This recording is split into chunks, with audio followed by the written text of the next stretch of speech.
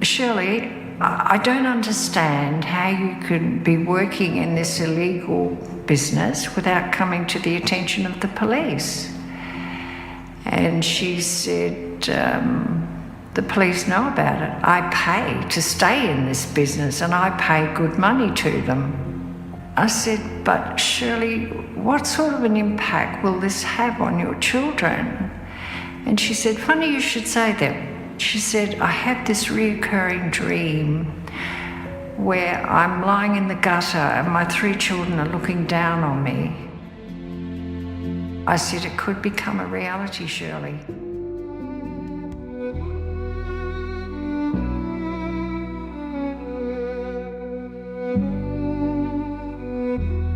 In the heart of Perth, Western Australia, during the 1970s, the city's nightlife thrived in the shadows. Behind the flashing neon lights and the lively music, an underworld of illicit dealings, corruption, and whispered secrets shaped the city's darker side. Among those navigating this treacherous world was Shirley Finn, a woman whose name was known by many, but whose true story remained largely untold. To those on the outside, Shirley was a businesswoman, bold, glamorous, and unapologetically ambitious. She ran an upscale brothel, catering to an exclusive clientele that included politicians, law enforcement officers, and influential businessmen. In a male-dominated industry, she held her own, earning both respect and resentment in equal measure. But Shirley's success did not come without a price. In a city where power often lay in the hands of those who operated outside the law, staying in business meant playing by rules that were rarely written down. She had to pay the right people, forge the right alliances, and know when to keep quiet. And for a time, she did just that. Yet, as the years passed, Shirley found herself increasingly entangled with the very forces that were meant to uphold the law. The payments she made to local authorities were no longer just a means of keeping her business afloat. They became a lifeline, a necessity for survival. The police, who were supposed to crack down on illegal establishments, instead treated Shirley's business as part of a carefully managed system. They expected their cut, and as long as the money flowed, the doors remained open. At first, Shirley accepted this arrangement. It was the cost of doing business. But something changed. Whether it was the mounting pressure of these financial demands, the fear that she was being used, or the realization that she might never truly be in control, she began to push back. And in doing so, she made a dangerous mistake. She started talking. For years, Shirley Finn played by the rules, unspoken though they were.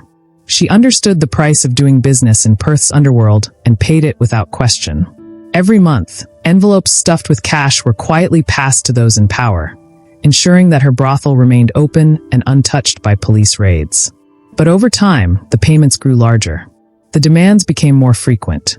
It was no longer just about keeping her business running. It was about control. The people she had once believed were her silent partners now seemed like her handlers. At first, she tried to keep up. Shirley was a shrewd businesswoman, and her brothel catered to some of the city's wealthiest and most powerful men.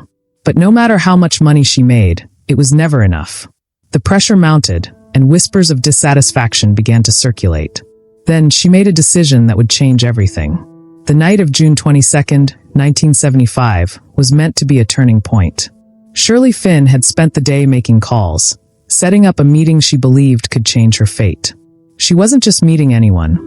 She was meeting people with power, people who had shaped the very world she operated in. She dressed for the occasion, slipping into an elegant ball gown, her hair and makeup flawless. It was a statement. She wanted them to see her not as someone they could discard, but as someone they would have to reckon with. But before she left, there were warnings. Her longtime partner and business associate, Rose Black, had pleaded with her to reconsider. Rose had seen enough to know what happened to people who pushed too hard against the forces controlling Perth's underworld. "Let it go, Shirley," she had said. "They won't let you win." Her longtime partner, Con Costa, had begged her to stay home. He had warned her that pushing back against the people who controlled Perth's underworld was not just reckless, it was dangerous. Her children, unaware of the full extent of their mother's troubles, were at home that night. Shirley, despite the nature of her work, had done her best to shield them from the dangers of her business.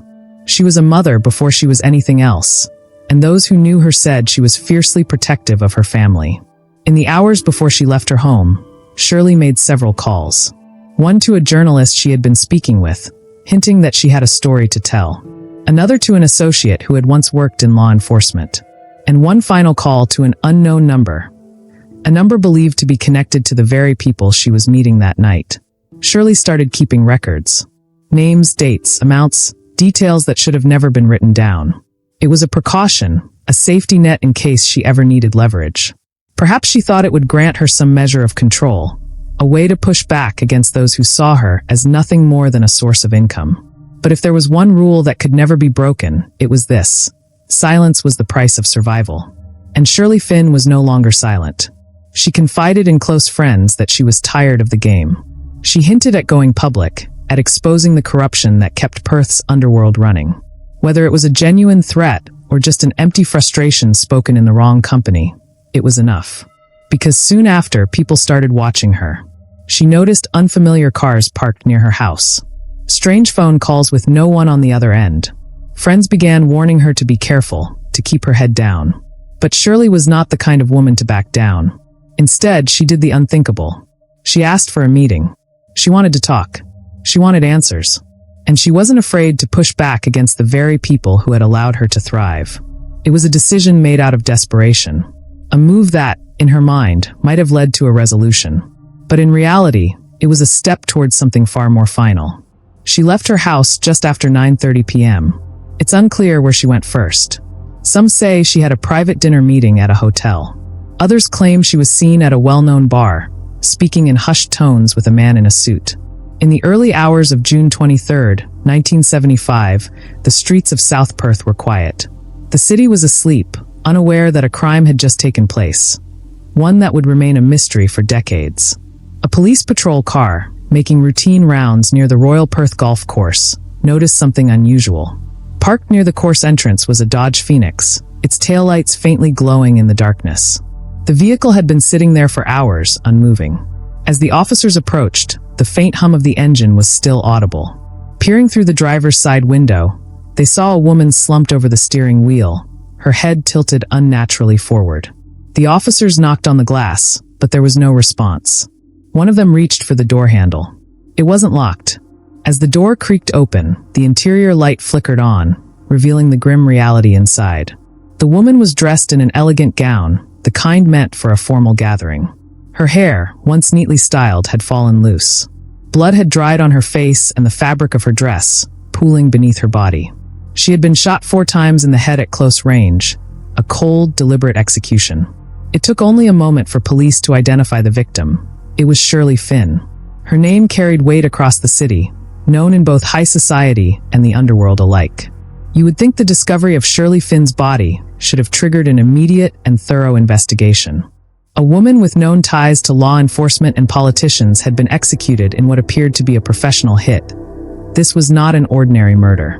And yet, from the very beginning, it seemed as though there were forces working to ensure that justice would never be served. When the first detectives arrived at the scene, they found more questions than answers. There was no sign of a robbery. Her purse, jewelry, and belongings remained untouched. There was no indication of a struggle, no defensive wounds. Nothing to suggest that Shirley had fought back. She had been shot at point-blank range, execution style. Whoever had pulled the trigger had done so with precision and confidence, leaving behind a chillingly clean crime scene. Yet, despite the severity of the crime, the investigation was plagued by a series of inexplicable failures. Crucial evidence went missing. Witness statements were either lost or ignored. Even the official reports seemed inconsistent, with key details omitted or altered. Those who asked too many questions, whether journalists, detectives, or those close to Shirley, were met with warnings or silence. Rumors quickly spread about who might have wanted Shirley dead. Some believed she had been silenced because of what she knew, her records of payments, her knowledge of corruption within the police force and government. Others suspected that her murder had been a message, a warning to those who might consider speaking out. One name repeatedly surfaced in whispers and speculation: former police commissioner Ray O'Connor.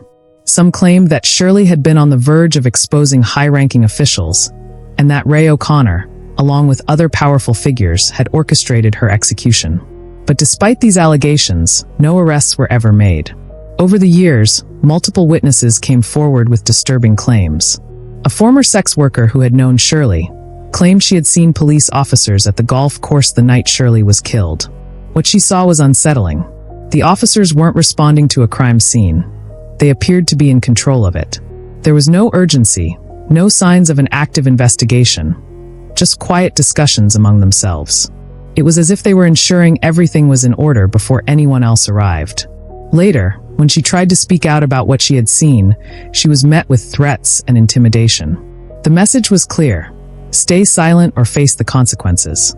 Shirley Finn's daughter, Bridget Shearing, was just 13 years old when her mother was murdered. In the decades since, she has never stopped seeking justice. Now in her 60s, Bridget has spent much of her life pushing for answers, demanding the truth about who killed her mother and why the case remains unsolved. She has called for multiple inquiries and spoken publicly about the deep-seated corruption that likely played a role in Shirley's death. Despite the 2017 inquest revealing further evidence of police involvement, no one has ever been charged. For Bridget, the fight is personal. She has lived with the shadow of her mother's murder for nearly 50 years, but she refuses to let Shirley's story be forgotten.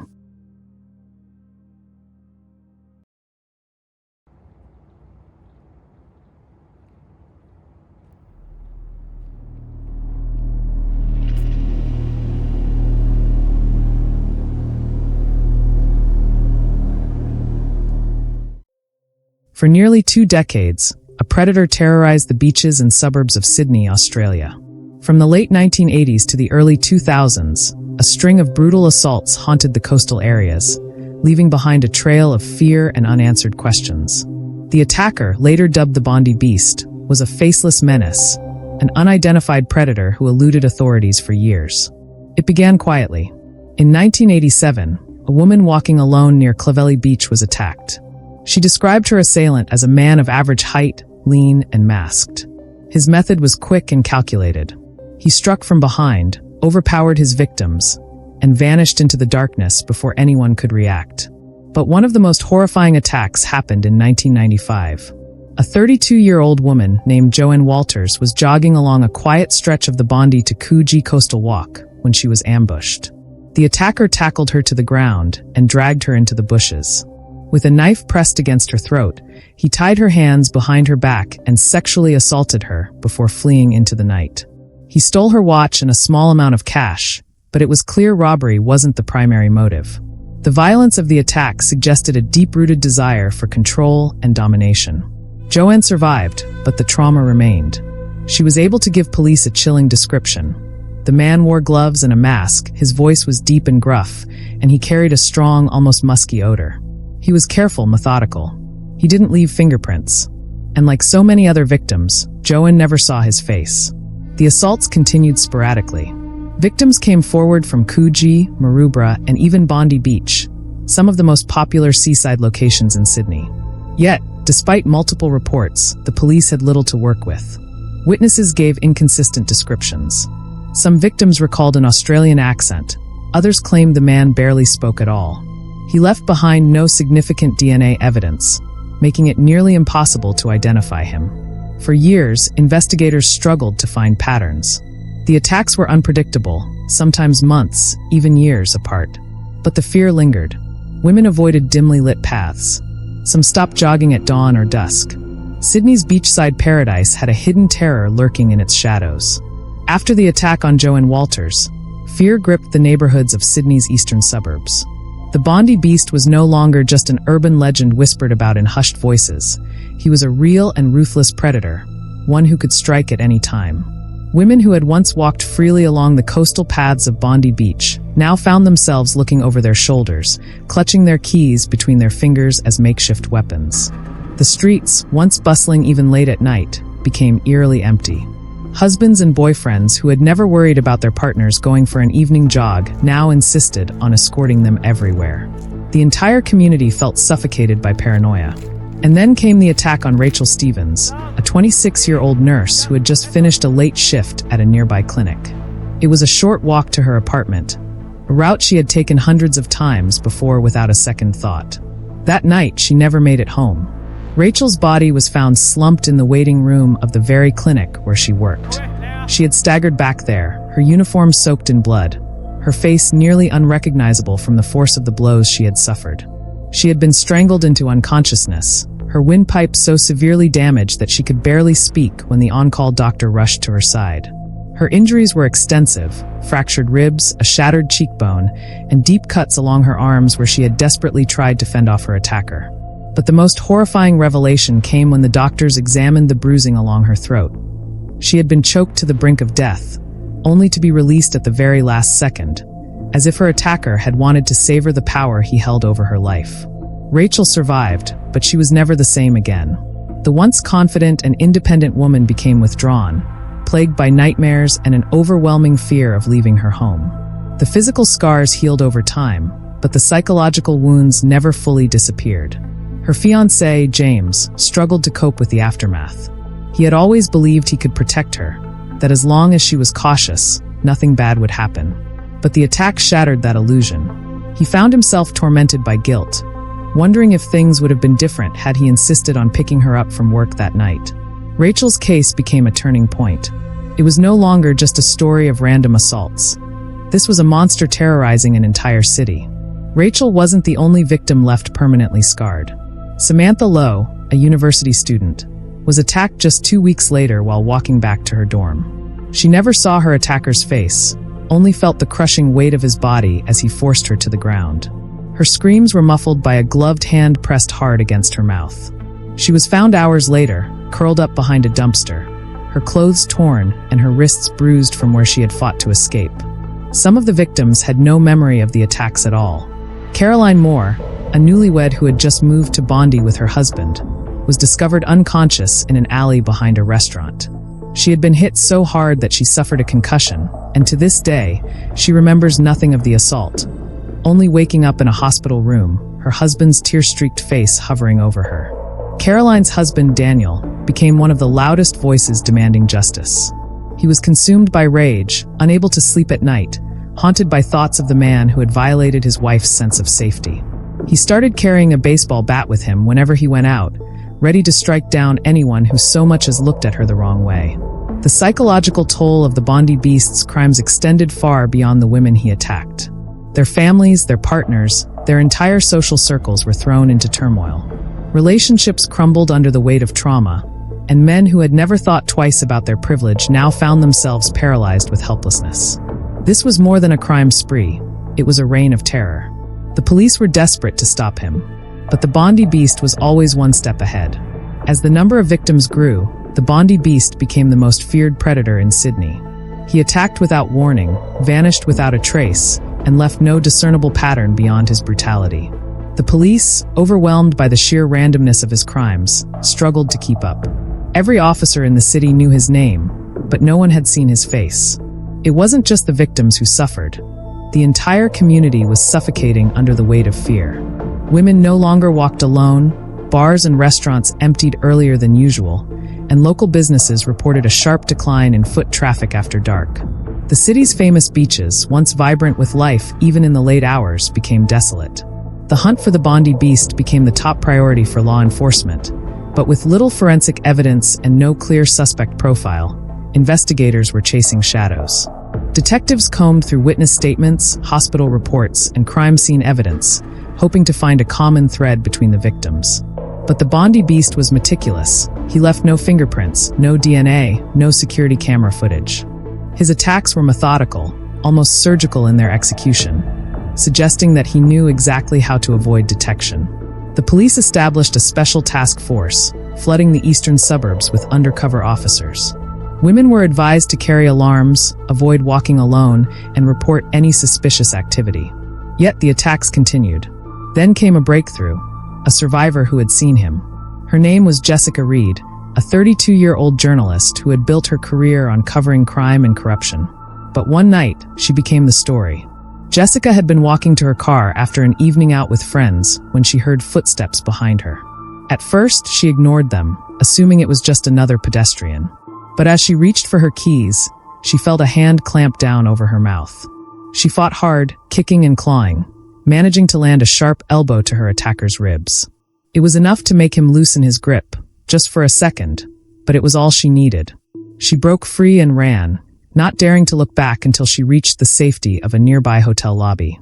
When she finally turned around, he was gone. For the first time, there was a description.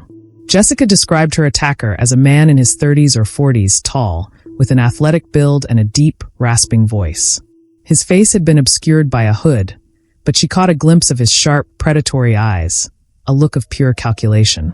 It wasn't much, but it was the first solid lead in years. With Jessica's description, police began profiling the Bondi Beast. He was strong, well-built, suggesting he worked a physically demanding job or was highly athletic. He knew how to neutralize victims quickly, indicating possible military or security training. He was careful, methodical, and left no forensic evidence, implying a high level of planning. His victims were diverse in age and background, making it harder to establish a clear motive. But despite this, there were no suspects.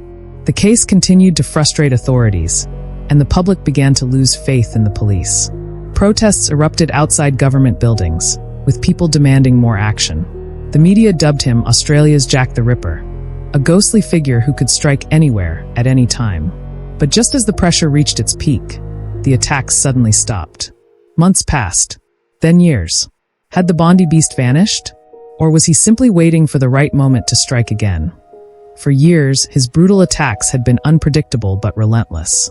Then suddenly, there were no new victims, no reports of similar crimes, and no sign of the man who had eluded capture for decades. At first, detectives refused to believe it. Predators like him don't just stop. Had he been arrested for another crime? Had he left the country? Or had something even more sinister happened? The task force broadened its scope, searching beyond Sydney for clues. They checked prisons, hospitals, psychiatric wards, and even morgues for an unidentified body that could match his description. But the Bondi Beast had vanished like a ghost into the night.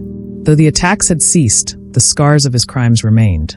Many survivors never fully recovered from the trauma. Women still avoided walking alone at night, even years later. One of the most devastating stories came from the husband of a woman left permanently disabled by an attack in the late 1990s. She had been an avid runner, training for a marathon, when the Bondi Beast struck. She survived, but suffered brain damage after being beaten unconscious. She never walked or spoke properly again. Her husband, once a successful businessman, quit his job to care for her. The attack had stolen not just her future, but his as well. Police never closed the case. It remained one of Sydney's most infamous unsolved crimes. Years passed. Then, in the early 2010s, new forensic advancements led detectives to revisit old unsolved cases. DNA technology had progressed significantly since the 1980s and 1990s, and cold cases around the world were being reopened and solved. The Bondi Beast case was no exception. Detectives resubmitted evidence from various crime scenes, hoping for a match in the national DNA database. If the attacker had ever been arrested, even for an unrelated crime, his DNA might finally give him a name. And then, after decades of silence, the Bondi Beast emerged from the shadows once again. A single forensic breakthrough changed everything. By the 2010s, forensic science had advanced significantly, allowing investigators to reopen cold cases with new technology that was unavailable during the initial investigations. One of the most powerful tools in this evolution was familial DNA testing, a method that enabled authorities to search for close genetic matches within police databases, even if the perpetrator themselves had never been arrested.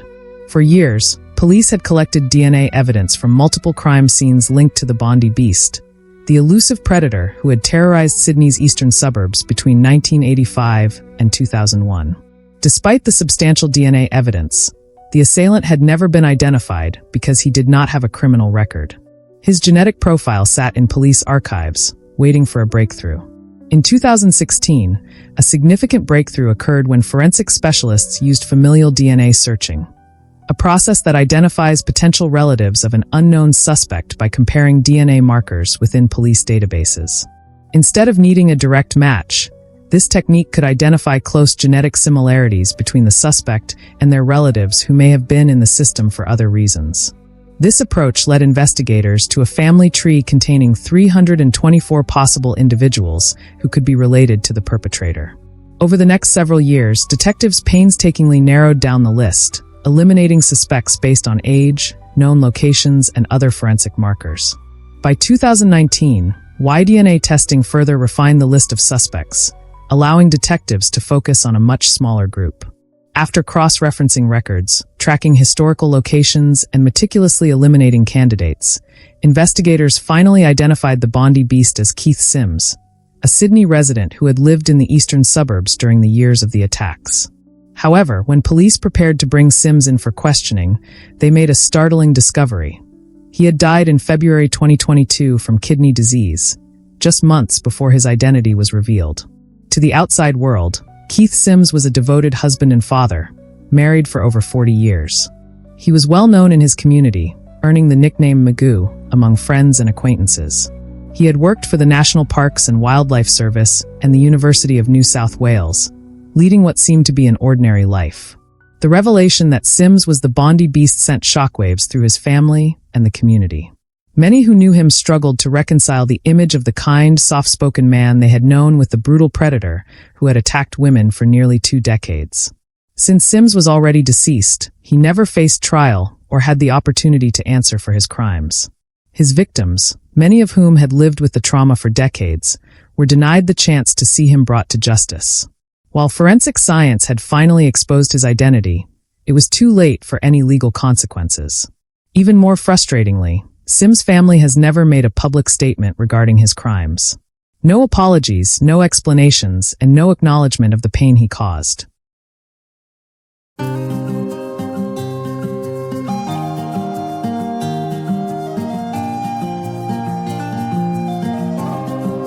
On September 8, 1972, Brenda Heen, a passionate environmental activist, boarded a small plane in Hobart, Tasmania, bound for Canberra. She was determined to save Lake Pedder, a pristine glacial lake in southwest Tasmania, from being flooded for a hydroelectric scheme. But Brenda never made it to her destination. The plane vanished without a trace, and despite extensive searches, neither Brenda, the pilot Max Price, nor the aircraft was ever found. Brenda Heen was one of the leading voices in the campaign to stop the Tasmanian government from destroying Lake Pedder. The lake was a natural wonder, famous for its pink quartzite beach and crystal-clear waters, but authorities saw it as an obstacle to progress. The Hydroelectric Commission, HEC, planned to flood the area to generate hydroelectric power, a project they argued was vital for Tasmania's economic growth. Brenda, a devout Christian and longtime conservationist, believed that Tasmania's natural beauty should be protected, not sacrificed for industry. She joined the newly formed United Tasmania Group, UTG, Australia's first green political party, and took a leading role in protesting the Lake Pedder project. She wrote letters, held meetings, and even carved Save Lake Pedder into a hillside near Hobart, hoping to rally public support. Her trip to Canberra was meant to be a final push. She planned to speak to politicians and the media, trying to stop the flooding before it was too late. But she would never get the chance. On the morning of September 8th, Brenda and pilot Max Price took off in a Tiger Moth aircraft from Cambridge Aerodrome near Hobart. The plan was to fly to Canberra, where Brenda would lobby for Lake Pedder's protection. But shortly after takeoff, the plane vanished. No distress signals were sent, and no wreckage was ever found. Authorities launched an extensive search over land and sea, but there was no trace of the aircraft or its passengers. From the start, Brenda's disappearance seemed suspicious. Some believed it was a tragic accident, that the small, aging tiger moth had simply crashed into the ocean. But others suspected foul play. Before the flight, Brenda's car was broken into. Documents related to the Lake Pedder campaign were stolen. The night before the disappearance, hangar staff reported an unknown person tampering with the aircraft. The Hydroelectric Commission had a lot to lose if Brenda succeeded. The Lake Pedder project was already underway, and halting it would have been a massive political and financial blow. Some speculated that the plane was sabotaged to silence Brenda before she could make her case in Canberra. However, no evidence ever proved foul play, and the case remains unsolved.